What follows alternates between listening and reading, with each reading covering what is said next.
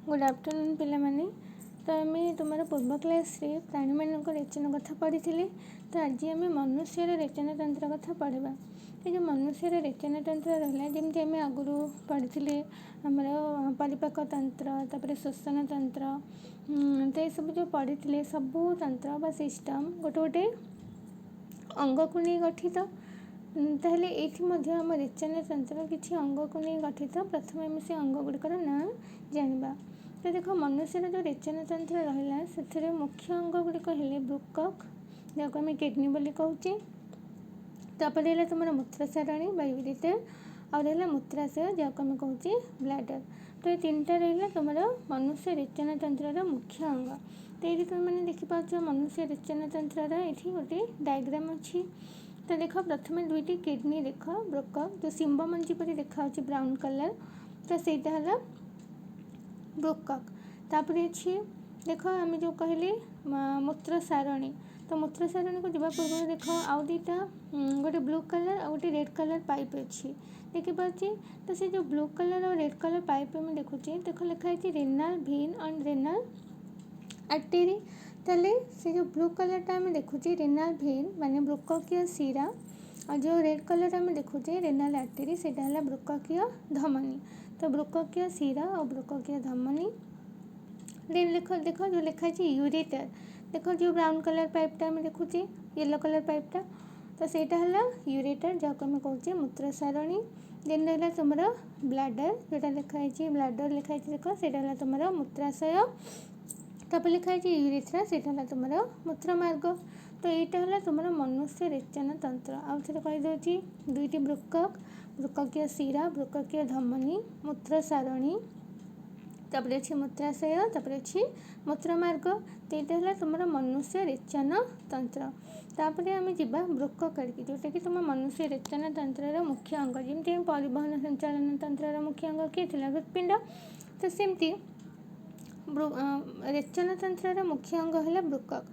तो देख ब्रुकक सेटा कौटी अच्छी प्रथम तार अवस्थिति देखा ना मनीष मध्य छेदार ठीक तल को उदर गहर मध्य मेरुदंडर उभय पार्श्व आमर दुईटा ब्रुकक अच्छी। तो देख यहाँ जो रहा दुईटा ब्रुकक आम जो मध्य छेदा रहा जोटा कि आम बक्ष गहर और उदर गहर को अलग करुच्ची। तो से जगह मध्य छेदा तल को उदर गहर मध्य कौन अच्छी ना दुईटी शिंब मंजी परी ब्रुकक अच्छी।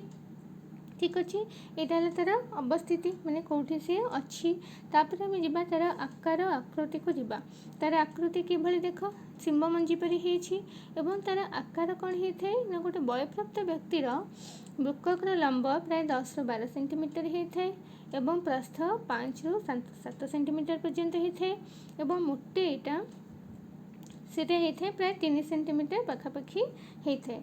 तो यहाँ रहा तुम ब्रुकक अवस्थिति तार गठन एवं तार आकार आकृति ये सब गला। तापर आम जा देख आउ गोटे जिनस ये लक्ष्य कर देख ये गोटे ब्रुकक चित्र तुम अच्छी देख। तो ये जो ब्रुकक आम देखुची तार जो खालुआ अंशटी आम देखुची ये अंशटा देख मुझे तुम जूम करदेली। तो ये अंशटा को आम कहूँ हाइलम। तो देख ये हाइलम जगार देख ब्रुककीय शिरा ब्रुककीय धमनी और मूत्र सारणी जो रेड कलर येलो कलर और ब्लू कलर पाइप आम देखुचे। तो रेड कलरटा है तुम ब्रुककीय धमनी ब्लूटा है ब्रुककीय शिरा और येलोटा है ब्रुककीय सॉरी मूत्र सारणी। ये तीन टा जिनस जो जॉइंट होती जो खालुआ अंशटा यहाँ को कहती हाइलम बोली कहती। तो तुम सर्ट क्वेश्चन आसो ब्रुकक भितर पाखे खालुआ स्थानटी को कौन कहती तो आम लिखा हाइलम बोली लिखा। तो ये हाइलम देकरी ब्रुककीय शिरा धमनी मूत्र सारणी ये समस्त संयुक्त होती अच्छा मूत्र सारणी देकी ब्रुकक मूत्र कौटिक आसे मूत्राशय को आसे। देख ये ब्रुकक मूत्र सारणी अच्छी तो ब्रुकक मूत्रटा मूत्र सारणी देकी मूत्राशय को आसो तापर मूत्र मार्ग देकरी निष्कासित हम। तापर आम जा ब्रुकक गठन को। तो देख जो ब्रुकक गठन रहा तो आम प्रत्येक ब्रुकक कौन हो 10 लाख अधिक किसी सूक्ष्म नलिका अच्छी। देख ये गोटे नली देखुचे आम बहुत गुड़े गुड़े होकर अच्छी। तो ये जो सूक्ष्म नलिका आम देखुचे ये नली केते थिबे ना 10 लाख अधिक।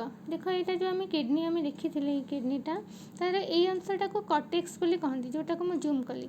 तो ये कॉर्टेक्स रिजनटारे कौन हुए ନା ଏଇଭଳିଆ ନଳୀ ଯେଉଁ ଆମେ ସୂକ୍ଷ୍ମ ନଳୀ ଦେଖିଲେ, ଏଇଭଳିଆ ନଳୀ 10 ଲକ୍ଷରୁ ଅଧିକ ନଳୀମାନ ପ୍ରତ୍ୟେକ ବୃକକ୍ ମଧ୍ୟରେ ଅଛନ୍ତି।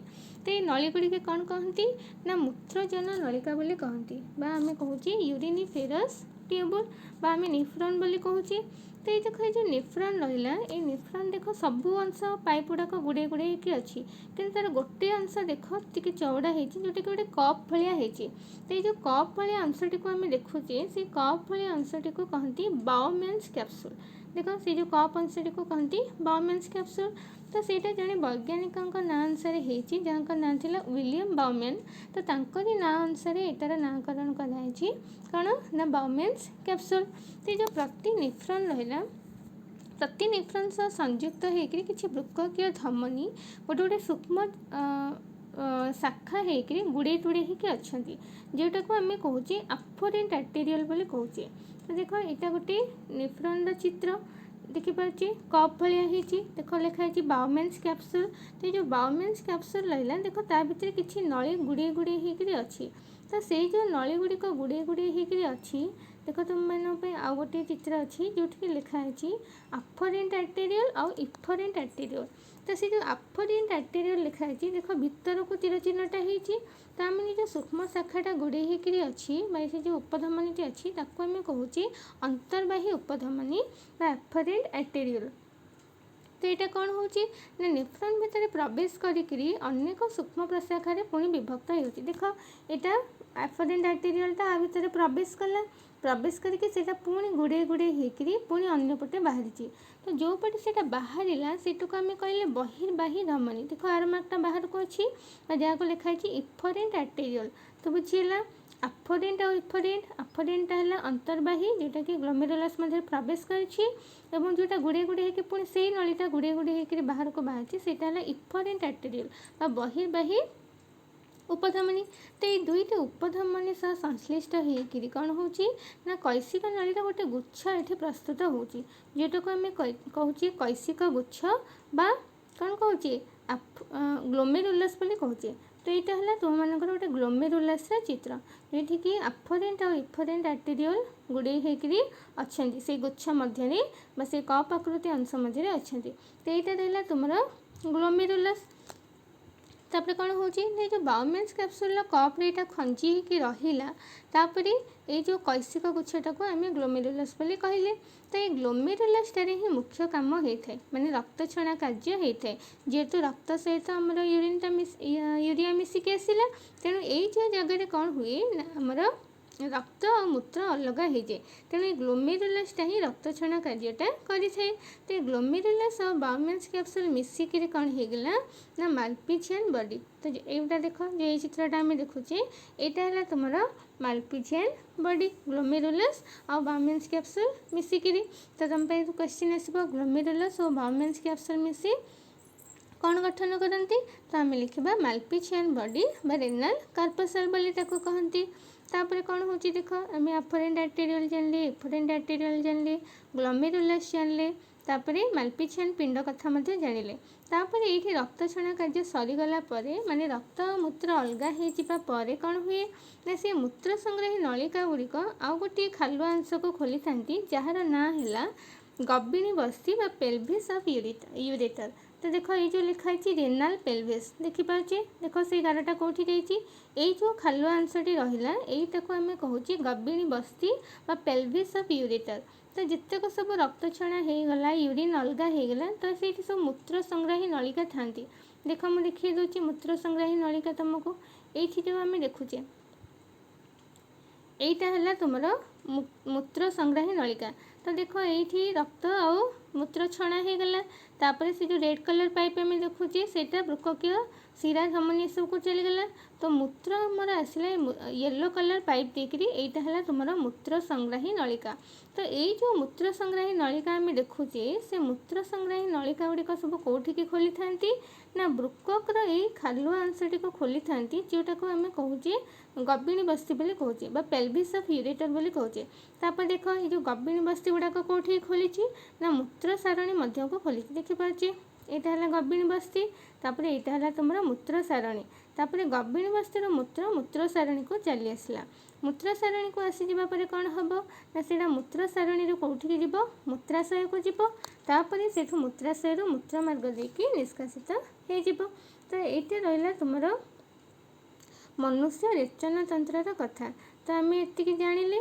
तो आज आम जहाँ जानिले मनुष्य रेचन तंत्र मध्य तार कौन कौन जानिले ना तार मुख्य अंग गुड़िकर ना जानिले तापर वृक्कक गठन कथा जानिले।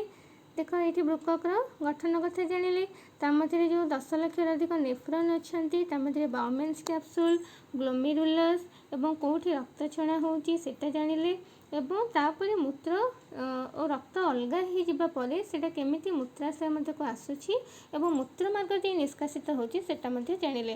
तो यहाँ रहा तुम मनुष्य रेचन तंत्र कार्य। आउ गोटे जिनस आम ग्लोमेरुलस कार्य आउ टिके भलसे पढ़ा तो सेटा आम आर क्लास रे पढ़ा।